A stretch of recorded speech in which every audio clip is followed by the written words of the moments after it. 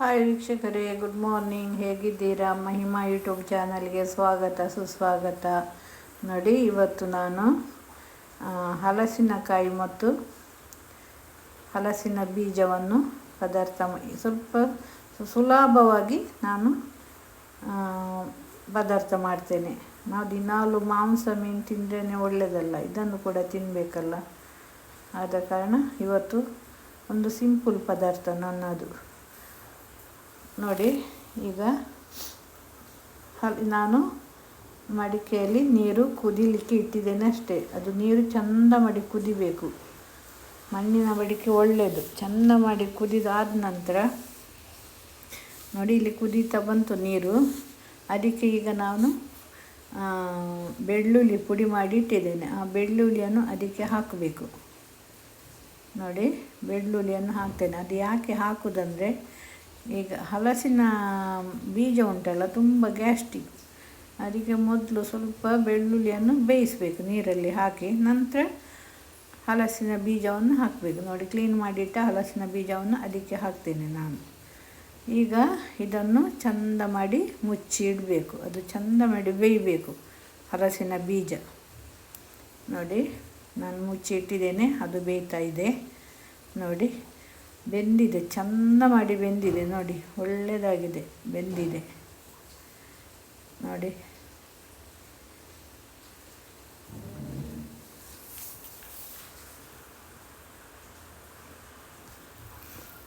ಒಳ್ಳೆ ಚೆಂದ ಮಾಡಿ ಬೆಂದಿದೆ ಅದು. ನೋಡಿ, ಈಗ ಅದಕ್ಕೆ ನಾನು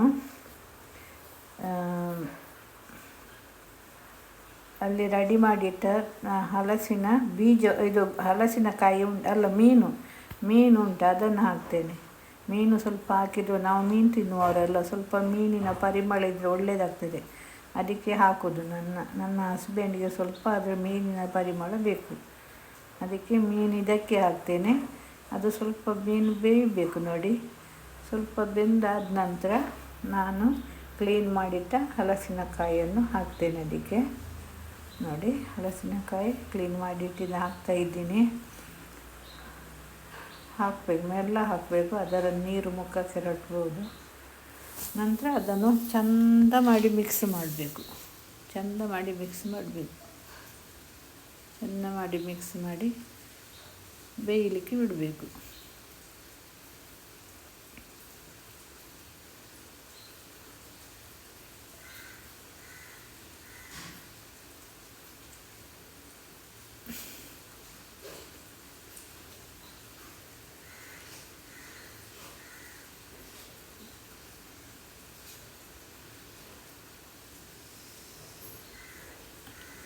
ಅದಕ್ಕೆ ಸ್ವಲ್ಪ ಅರಸಿನ ಆ್ಯಡ್ ಮಾಡಬೇಕು, ಮತ್ತು ಸ್ವಲ್ಪ ಕರಿಮೆಣಸು ಪುಡಿ ಆ್ಯಡ್ ಮಾಡಬೇಕು. ಚೆಂದಾಗಿ ಮುಚ್ಚಿ ಇಟ್ಟಿದ್ದೇನೆ, ಇನ್ನು ಬೇಯ್ತದೆ. ನೋಡಿ, ಚೆಂದ ಮಾಡಿ ಬೆಂದಿದೆ. ನೋಡಿ, ನಾನು ಅರಸಿನ ಆ್ಯಡ್ ಮಾಡಿದೆ ಸ್ವಲ್ಪ. ಅದಂದರೆ ತುಂಬ ಗ್ಯಾಸ್ಟ್ರಿಕ್ ಆಗ್ತಾಯಿಲ್ಲ. ಮತ್ತು ಕರಿಮೆಣಸಿನ ಪುಡಿ ಹಾಕಿದ್ದೇನೆ. ನೋಡಿ, ಅದು ಬೇಯಿತು. ಇಲ್ಲಿ ನಾನು ಒಗ್ಗರಣೆಗೆ ರೆಡಿ ಮಾಡ್ತಾ ಇದ್ದೇನೆ. ಸಾಸಿವೆ ಹಾಕಿದ್ದೇನೆ. ಸಾಸಿವೆ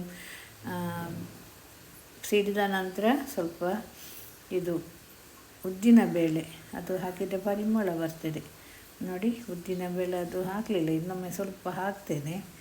ಅದು ಸ್ವಲ್ಪ ಜಾಸ್ತಿ ಆದರೆ ಒಳ್ಳೆಯದಾಗ್ತದೆ ತಿನ್ನುವಾಗ, ಊಟ ಮಾಡುವ ಅದು ಕಚ್ಚಲಿಕ್ಕೆ ಸಿಗ್ತದೆ, ಕರ್ಕೂರ ಅಂತೇಳಿ. ಉದ್ದಿನ ಬೇಳೆ ಇದು ಟೇಸ್ಟ್ ಬರ್ತದೆ ಅದು ಹಾಕಿದರೆ. ನೋಡಿ, ಹಾಕಿದೆ ಉದ್ದಿನ ಬೇಳೆ.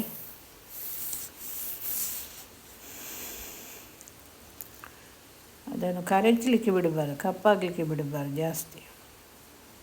ನಾನು ಸಿಮ್ಮಲ್ಲಿ ಇಟ್ಟಿದ್ದೇನೆ ಬೆಂಕಿ.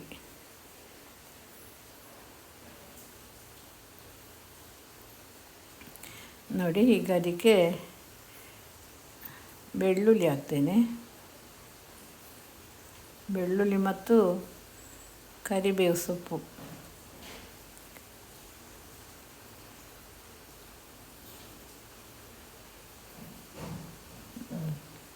ಕರಿಬೇವು ಸೊಪ್ಪು ಹಾಕಿದೆ. ಇನ್ನು ಅದು ಸ್ವಲ್ಪ ಬಾಡಬೇಕು ಚೆಂದ ಮಾಡಿ. ಕರಿಬೇವು ಸೊಪ್ಪು ಎಣ್ಣೆಯಲ್ಲಿ ಬೇಯಬೇಕು ಸ್ವಲ್ಪ.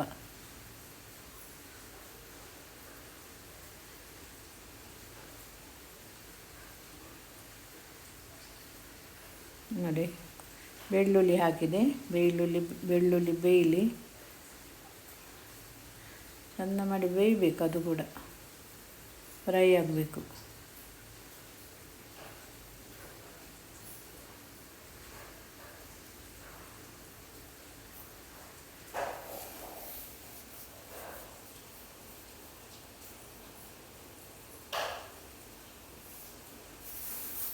ಚೆನ್ನಾಗಿ ಅದನ್ನು ಫ್ರೈ ಮಾಡಬೇಕು.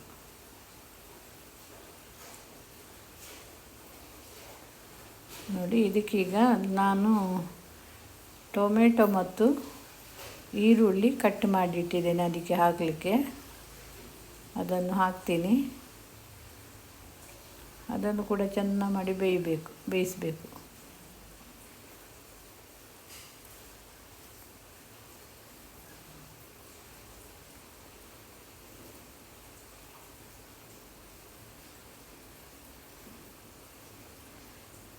ಚೆಂದ ಮಾಡಿ ಬೇಯಿಸಬೇಕು.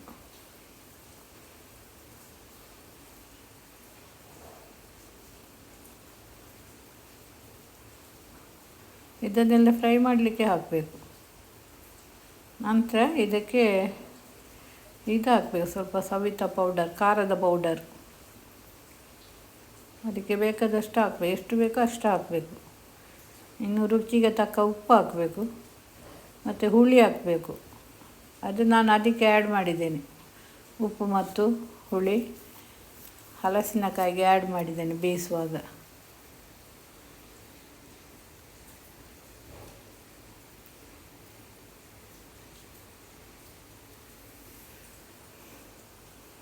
ಹೀಗೆ ಮಾಡಿದರೆ ಒಳ್ಳೆಯದಾಗ್ತದೆ.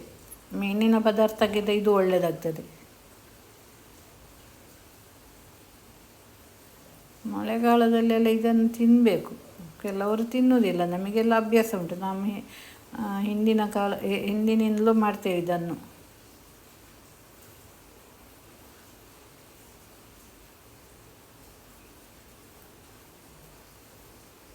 ನೋಡಿ, ಚೆನ್ನಾಗಿ ಫ್ರೈ ಮಾಡಬೇಕು ಅದು ಹುಡಿಯನ್ನು ಕೂಡ. ಇನ್ನು ಅದಕ್ಕೆ ನಾನು ಒಂದು ಕಾಯಿಯ ತೆಂಗಿನ ತುರಿಯನ್ನು ತುರಿದಿಟ್ಟಿದ್ದೇನೆ. ತೆಂಗಿನ ತುರಿಯನ್ನು ಹಾಕಬೇಕು. ಚೆನ್ನಾಗಿ ಅದನ್ನು ಕೂಡ ಫ್ರೈ ಮಾಡಬೇಕು. ತೆಂಗಿನ ತುರಿಯನ್ನು ನೋಡಿ, ಅದನ್ನು ಕೂಡ ಚೆನ್ನಾಗಿ ಮಾಡಿ ಫ್ರೈ ಮಾಡಬೇಕು. ನಂತರ ಅಲ್ಲಿ ನಾನು ಪೂರ ರೆಡಿ ಮಾಡಿಟ್ಟಿದ್ದೇನೆ.